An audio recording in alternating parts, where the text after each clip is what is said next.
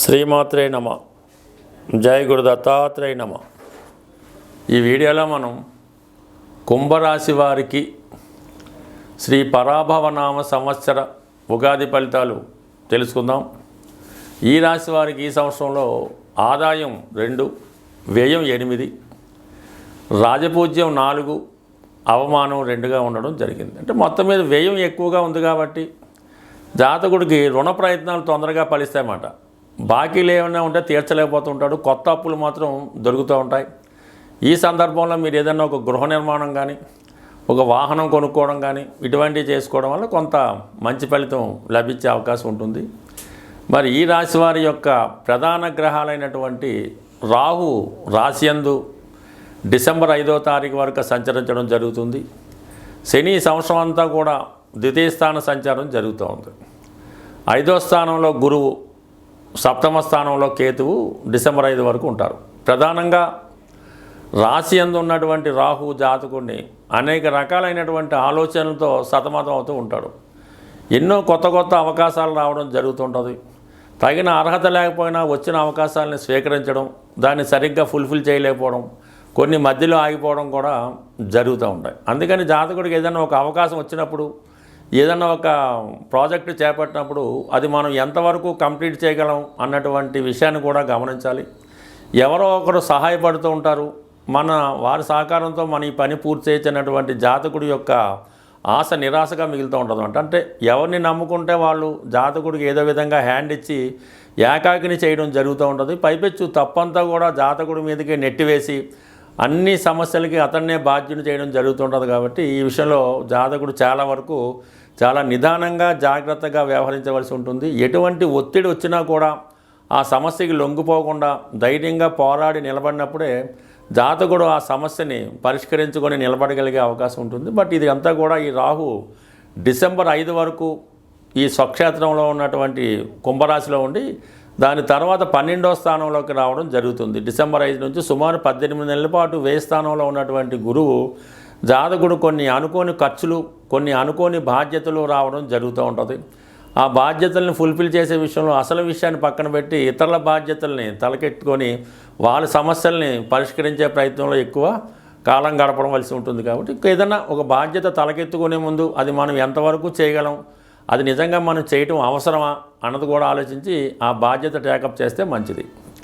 అయితే పంచమ స్థానంలో ఉన్నటువంటి గురువు ఈ కుంభరాశిని వీక్షించడం వలన ఎవరో ఒకరు ఆపద్బాంధవులా వచ్చి జాతకుడి యొక్క సమస్యని పరిష్కరించడం జరుగుతూ ఉంటుంది. అది దైవబలం అన్న అవ్వచ్చు, పిల్లల యొక్క ప్రోత్సాహం అన్న అవ్వచ్చు, లేదంటే పిల్లల యొక్క సహకారం అన్న జరిగే అవకాశం ఉంది.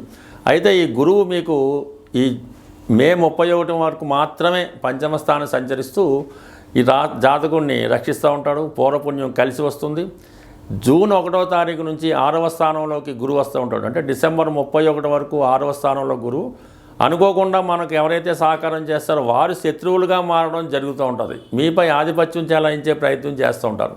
వ్యక్తిగత ఆరోగ్యంలో కొంత సమస్యలు ఏర్పడుతూ ఉంటాయి. అయితే ధన లాభాధిపతిగా ఉన్నటువంటి గురువు 6వ స్థానంలో ఉండడం వల్ల రుణ ప్రయత్నాలు ఫలిస్తాయన్నమాట. ఎంత పెద్ద సమస్య అయినా ఏదో ఒక సమయానికి ధనం దొరకడం వల్ల అది పరిష్కారం అవడం జరుగుతూ ఉంటుంది. దాని తర్వాత ఈ అక్టోబర్ 31 నుంచి జనవరి 24 మధ్యలో 7వ స్థానంలోకి ప్రవేశించినటువంటి ఈ గురుగ్రహం వివాహపరంగా ఉన్నటువంటి సమస్యల్ని పరిష్కరిస్తూ ఉంటాడు. భార్యాభర్తల మధ్య ఉన్నటువంటి సమస్యలో కొలిక్కి రావడం జరుగుతూ ఉంటుంది. అంటే మొత్తం మీద గురువు ఏదో విధంగా జాతకుడిని రక్షించే ప్రయత్నం చేస్తూ ఉంటాడు. ఇంకా ప్రధానంగా కేతువు 7వ స్థానంలో ఉండడం వల్ల జాతకుల్లో ఒక విధమైన వైరాగ్యం, లేదంటే అలాంటి కొంత విదేశ ప్రయత్నాలు ఫలించడం, ఏ విషయంలో ఆసక్తి లేకపోవడం, కొన్ని ఇబ్బందులు కలుగుతుంటాయి.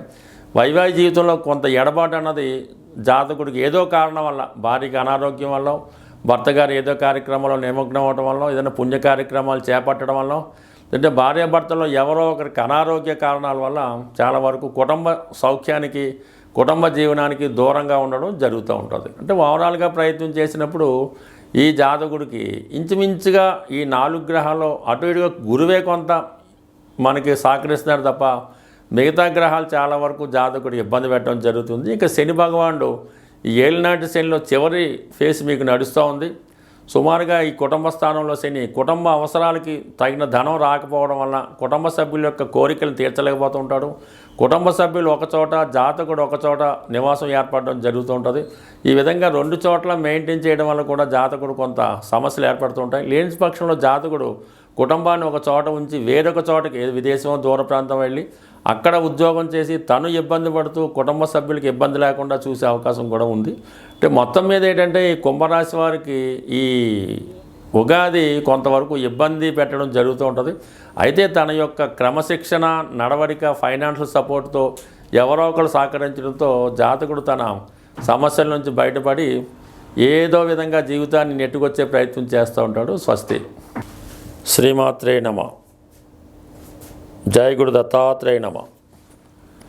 ఏదైనా మనకి గ్రహాలు ప్రతికూలంగా లేనప్పుడు ఆ గ్రహాల్ని సంతృప్తిపరచడానికి మనం సనాతనంగా ఆచరిస్తున్నటువంటిది నవరత్న ధారణ.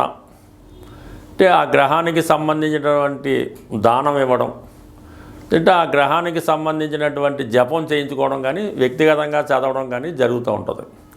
వీటిలో బాగా పనిచేసేది నవగ్రహ స్తోత్రాలు. అంటే మనకి జపా, కుసుమ, సంకాసం అది ఉంటుంది కదా, అక్కడ నుంచి 9 అంటే చివరి కేతు వరకు కూడా 9 నవగ్రహ శ్లోకాలు పారాయణ చేయడం వల్ల తొందరగా ఫలితం రావడం జరుగుతూ ఉంటుంది. అంటే పారాయణ చేసే విధానంలో సింపుల్ పద్ధతి, అంటే మా గురువుగారు చెప్పిన పద్ధతి ఏంటంటే, మనకి ఏదైనా ఒక గురుగ్రహం అనుకూలంగా లేదు, అప్పుడు ముందుగా నవగ్రహ స్తోత్రాలు 9 కూడా ఒకసారి చదవడం, పర్టిక్యులర్ గురుగ్రహం యొక్క స్తోత్రాన్ని ఒక 41 సార్లు చదివి మళ్ళీ తిరిగి 9 నవగ్రహ స్తోత్రాలు చదవడం వల్ల మనకి ఆ గ్రహశాంతి జరిగే అవకాశం ఉంటుంది. అవకాశం ఉన్నవాళ్ళు రత్నధారణ అన్నది, అంటే చాలా వరకు ఒరిజినల్ రత్నాలు దొరకపోవడం వల్ల ఇబ్బంది తప్ప, ఒరిజినల్ రత్నం అంటూ దొరికితే అది చాలా బ్రహ్మాండంగా పనిచేస్తూ ఉంటుంది. అది రవిగ్రహానికి కెంపు, చంద్రగ్రహానికి ముత్యం, కుజగ్రహానికి పగడం, బుధగ్రహానికి పచ్చ, గురుగ్రహానికి కనకపుష్యరాగం, శుక్రగ్రహానికి వజ్రం, శనిగ్రహానికి నీలం, రాహుకి గోమేధికం, కేతువుకి వైడూర్యం ధరించడం జరుగుతూ ఉంటుంది. అయితే ఇందులో ఈ శుక్రుడి దగ్గర రాబోతులకి వజ్రం, అది ఎక్కువ 2-3 క్యారెట్ల పట్ల పెట్టవసరం లేదు, కేవలం ఒక 11 సెంట్లు లేదంటే 15 సెంట్లు సెట్ సరిపోతుంది. అయితే మినిమం మిగతా ఈ కెంపు కానీ, పచ్చ కానీ, కనకపుష్పం కానీ 1 క్యారెట్ ఉంటే 99% సరిపోతుంది. పెద్ద ఏజ్ ఉన్న వాళ్ళకి పెద్దది ధరించాలని, చిన్న ఏజ్ ఉన్న వాళ్ళకి చిన్నది ధరించాలన్నటువంటి భేదం అన్నది అది వ్యాపార ధోరణి అవుతుంది తప్ప మామూలుగా అయితే కాదు. నిరభ్యంతరంగా ఎటువంటి ఫేకు కాకుండా మంచిది 1 క్యారెట్ ధరించినా అది 100% మీకు ఫలితం లభిస్తుంది. అయితే కేవలం రత్నధారణ ఒకటే కాకుండా రెగ్యులర్గా నవగ్రహ స్తోత్రాలు పారాయణ చేస్తూ ఏ గ్రహానికి సంబంధించినటువంటి కొన్ని ఈ ఆహార పదార్థాలు ఉంటాయి, అవి గోవుకి పెట్టడం వల్ల కూడా మీకు ఆ గ్రహశాంతి రావుతూ ఉంటుంది. మరి ఆరోగ్యం బాగలేదు, ఉద్యోగం రావటం లేదు అన్నప్పుడు గోవుకి, అంటే గోశాలలో ఆవుకి నానబెట్టినటువంటి గోధుమలు 1.5 కిలో ఆవుకు పెట్టడం వల్ల మరి ఆరోగ్యం బాగుపడుతుంది, ఉద్యోగ ప్రయత్నాలు ఫలిస్తాయి. ఈ విధంగా ఈ